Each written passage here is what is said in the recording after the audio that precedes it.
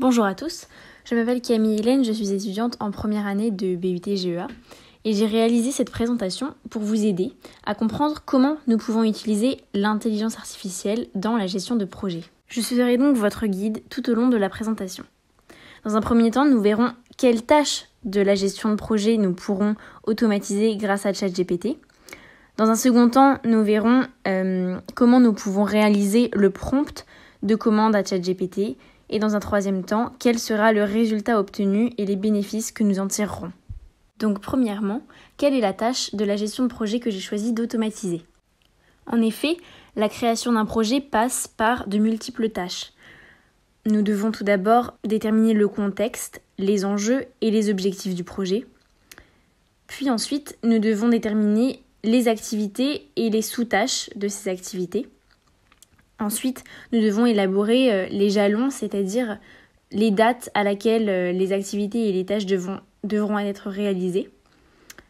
Puis, nous devrons déterminer la liste des parties prenantes et leur rôle dans le projet. Et enfin, les risques du projet. Après réflexion, je me suis rendu compte que les activités étaient une tâche particulièrement fastidieuse lors de leur détermination. Et je me suis dit que ChatGPT pouvait nous aider à les déterminer. Et alors, qu'est-ce que ça veut dire exactement déterminer les activités d'un projet ? Eh bien, ce sont les moyens à mettre en place pour réaliser les objectifs que nous avons déterminés auparavant. Maintenant que je sais ce que je veux demander à ChatGPT, je vais réaliser le prompt grâce à l'exemple d'un projet de voyage scolaire en Espagne pour des collégiens. Ce projet existant déjà sur Internet, puisque j'avais besoin de fournir à ChatGPT les objectifs qui avaient déjà été réalisés auparavant.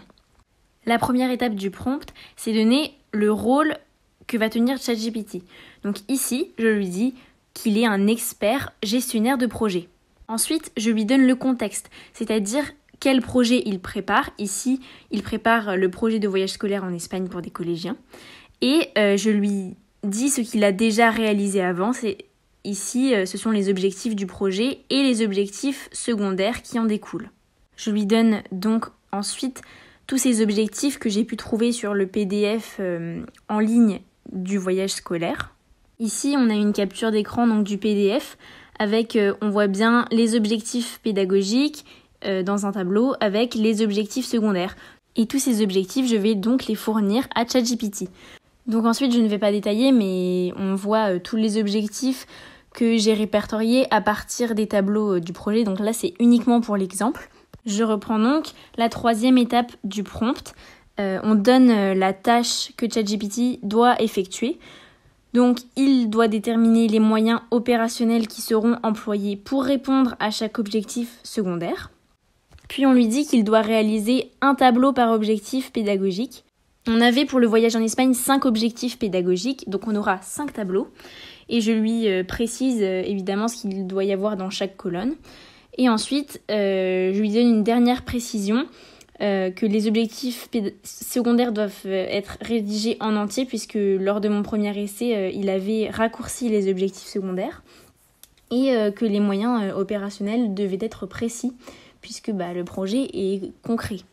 Maintenant qu'on sait que le prompt marche avec un exemple de projet, on peut en conclure qu'on a ce prompt qui est général et qui marche avec tous les projets. Entre les premiers crochets, on mettra le projet dont il s'agit, dont nous nous occupons lors du stage ou lors de la matière gestion de projet en BUT GEA. Et dans les deuxièmes crochets, nous mettrons les objectifs principaux et les objectifs secondaires qu'on aura pu déterminer lors du début du projet. Enfin, quel est le résultat de ce prompt ?